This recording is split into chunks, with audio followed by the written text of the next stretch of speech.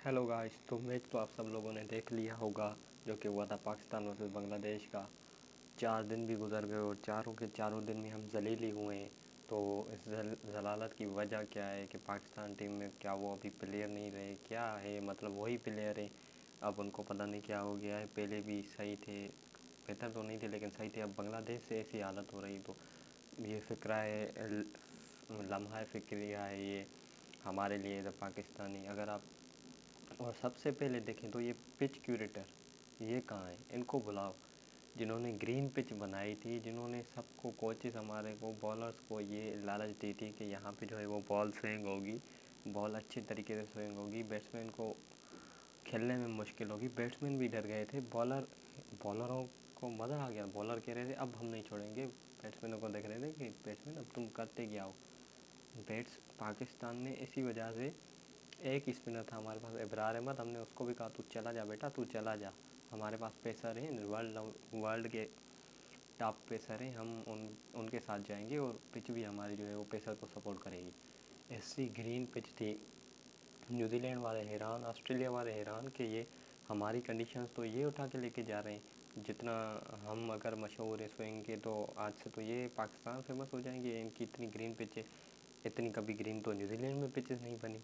लेकिन जब आए हमारे साहब बैटिंग पे तो शुरू में तो 2-3 ओवर इतनी बॉल हुई है, मूव हुई है, लेकिन हमारे प्लेयर्स को अक्ल ही नहीं थी कि बॉल मूव हो रही तो हम थोड़ा सा मतलब कि संभल के खेलें। वो अब्दुल्ला शफीक कवर ड्राइव मार रहा है, मतलब आप देखें बॉल स्विंग हो रही है, अब्दुल्ला शफीक कवर ड्राइव मार रहा है और फजूल में आउट हो गया वो। और शान मसूद का जो आउट हो गया था वो पहले दिन पे तो आपने देखा होगा, वो तो एम्पायर, थर्ड एम्पायर की कहें अब कि अपना थर्ड एम्पायर, और उसको ये नहीं पता कि बॉल पेट में लगी है या बैट में लगी है। क्लियर अल्ट्रा एज बता रही थी, टेक्नोलॉजी से साफ साफ दिखाई दे रहा था कि जो बॉल है उसके पैड में लगी थी, बैट से बहुत दूर थी। लेकिन उसने एक बार ही देखा और एक बार ही में भी डिसीजन दे लिया, दोबारा देखा ही नहीं। चलो एक बार भी देखे, एक बार में हमें ही अगर पता लग जाता है, यहाँ पे बैठे हुए बंदे जिन्होंने कभी एम्पायरिंग नहीं की उनको पता लग जाता है, तो थर्ड एम्पायर क्या नशा करके आया था, उसको ये नहीं पता कि यहाँ पे बॉल किस में लगी है। अफसोसनाक वो चार मसूद को आउट दे दिया गया था।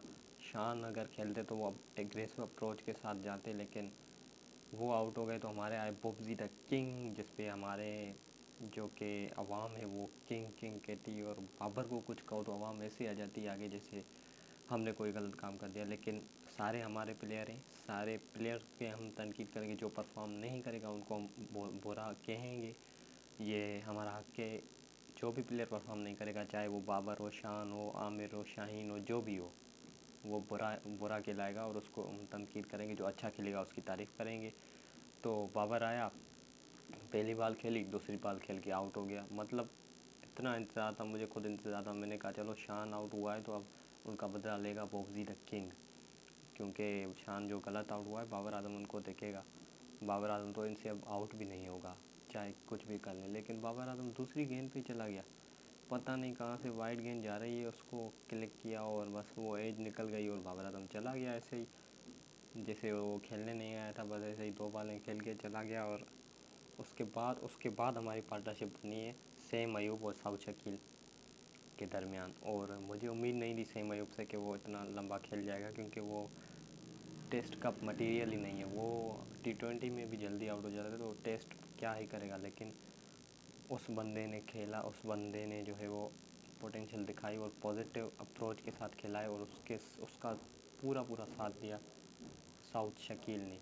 तो इन दोनों की पार्टनरशिप ही थी जिन्होंने मैं बताया, वरना हमारे तो 15 पे 3 आउट हो गए थे, लग रहा था कि 100 पे ऑल आउट हो जाएंगी जैसी पिच थी। लेकिन उसके बाद ये जैसे ही आए तो पिच भी चेंज हो गई और इनको भी अक्ल आ गई कि अब हमने सही तरीके से खेलना है और पार्टनरशिप बिल्ड करनी है। तो 98 रन्स की अच्छी पार्टनरशिप लगाई, जो कि इस सिचुएशन में, प्रेशर सिचुएशन में दोनों यंग प्लेयर की मेहरबानी थी कि निकाला। फिर उसके बाद सेम अयूब आउट हो गए और फिर रिजवान आए, रिजवान ने आके ऐसी इनिंग खेली कि वो साउथ शकील जो कि पहले खड़ा था उससे भी आगे निकल गया रन्स में।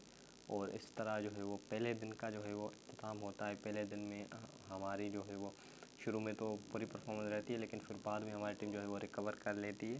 फिर उसके बाद दूसरे दिन में तो हम जो है वो पाकिस्तानी बहुत खुश होते हैं कि भाई हमने जो है वो बड़ा स्कोर बना लिया। और होना भी चाहिए कुछ जिस तरह की रिजवान की इनिंग थी, 171 रन की उसने इनिंग खेली। साउथ शकील की बेहतरीन सेंचुरी थी, 150 को टच करने वाला था, नया बंदा था south Shakeel. Rizwan not out था, डिक्लेरेशन हुई, तो वहाँ पे मुझे लग रहा था जो डिक्लेरेशन हुई है ना, वो गलत हुई पाकिस्तान की तरफ से। क्योंकि भले टाइम जा रहा है, रिजवान इंजर्ड हो गया था, तो रिजवान को आप भेज देते ड्रेसिंग रूम में, किसी एक प्लेयर और को भेज देते। क्योंकि उस वक्त जो शाहीन था आपका, वो अच्छा खेल रहा था, अच्छी बाउंड्रीज लगा रहा था। उस वक्त स्कोर की ज़रूरत थी और क्विक स्कोर की ज़रूरत थी। मतलब 5-6 ओवर भी अगर शाहीन खेल लेता तो 50 स्कोर बना लेता शायद।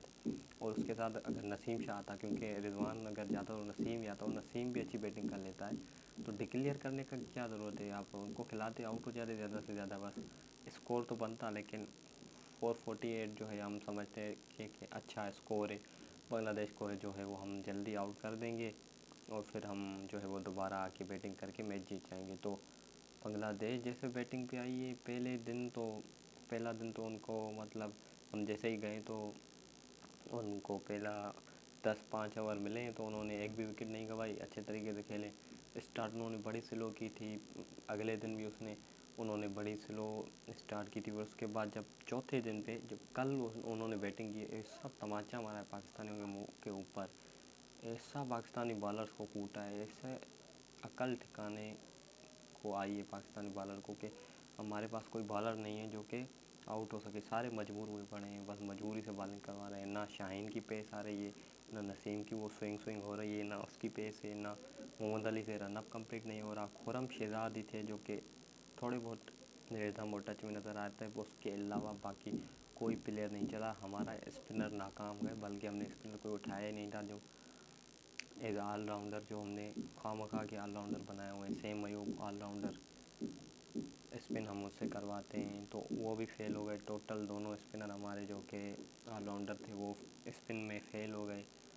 तो इस तरह बांग्लादेश ने जो है वो 550 से प्लस स्कोर किया। और अब जो है वो बात यहाँ तक आ गई है कि बांग्लादेश जो है वो 550 से प्लस स्कोर कर चुकी है और हमारे ऊपर 100 की लीड है। और हमारा एक प्लेयर भी आउट हो चुका है, सेम अयूब, जिसने अगली इनिंग में अच्छा खेला था। तो अब हमारे और बात ये थी कि जो हम कह रहे थे टेस्ट चैम्पियनशिप में हम जाएंगे, बांग्लादेश से जीतेंगे, तो इससे ये साबित हो आज 5वां दिन है, हमें 100 की लीड है।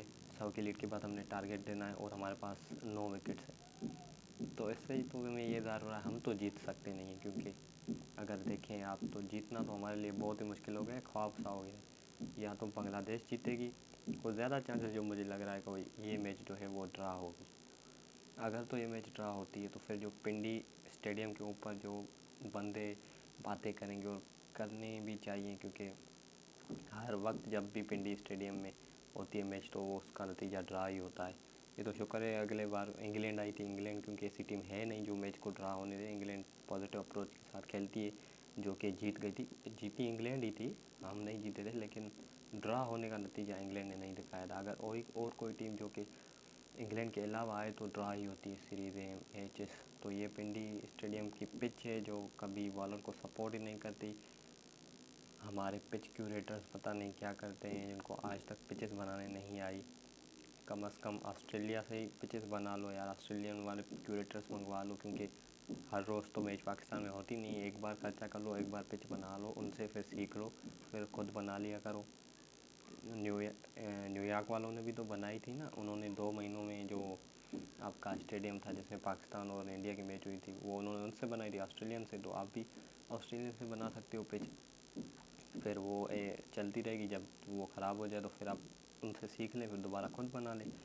मतलब कोई थर्ड क्लास पिच है हमारी, हमारा ग्राउंड बेकार, हमारी टीम आपके सामने, तो हमें कैसे आएगा इंटरेस्ट क्रिकेट में। क्रिकेट से इंटरेस्ट जाता रहा है, जा रहा है भाई, बात सीधी है। और उसकी वजह यह है कि क्रिकेट से इंटरेस्ट इसलिए जा रहा है कि हमारी बैटिंग तो वैसे ही पहले शुरू से ही फारिग थी, लेकिन 2-3 सालों से आपको मानना पड़ेगा आपकी बॉलिंग भी बेकार है।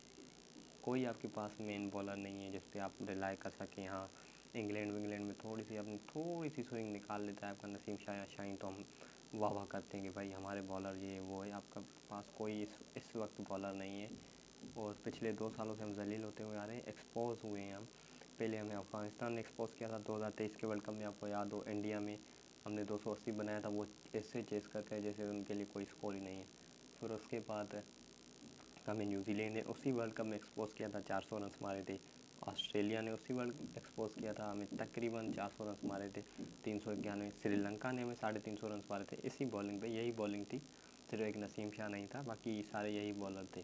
फिर उसके बाद यूएसए ने हमें अभी ताज़ा 2024 वाले वर्ल्ड कप में बता दिया कि आपकी बॉलिंग क्या है। तो हमारी बॉलिंग भाई अब जो है वो वक्त आ चुका है कि हम कहें कि हमारे पास बॉलिंग नहीं है। बैटिंग फील्डिंग पहले भी नहीं थी, बॉलिंग अब ख़त्म हो चुकी है, तो उसका मतलब हमारी टीम बिल्कुल डेड है और कोई चीज़ नहीं है। तो अगर आपको ये वीडियो पसंद आई है तो उसको सब्सक्राइब करें, और क्या कर सकते हैं, बस मिलते हैं अगली वीडियो में। इस मैच का नतीजा मैं बताऊंगा उसमें क्या हुआ, वो प्रोबेबली कल ही आ जाएगा। तो ठीक है, तब तक के लिए लाइक।